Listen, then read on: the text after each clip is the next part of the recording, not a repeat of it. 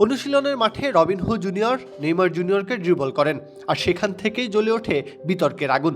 নেইমারকে টপকে যাওয়া সেই মুহূর্তটাই যেন বদলে দেয় পুরো পরিস্থিতি। নিজেকে অপমানিত মনে করে মেজাজ হারান ব্রাজিলিয়ান সুপারস্টার।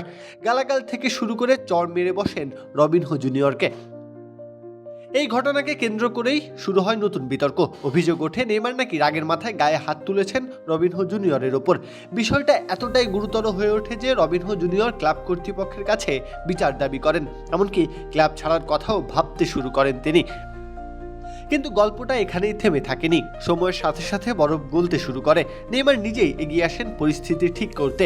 একসময় সতীর্থ রবিনহোর ছেলের সঙ্গে বসে রাতে খাবার খান, আলোচনা হয় পুরো ঘটনার। সেখানেই আসে ক্ষমা, নেইমারের মুখ থেকে স্বীকারোক্তি, ভুল ছিল তারই।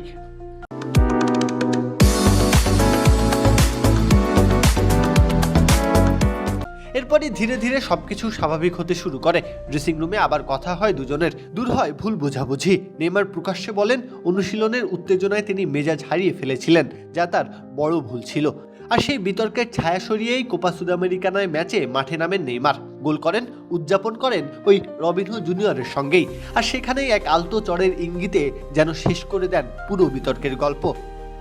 প্রত্যহ কাব্য, খেলা ৭১।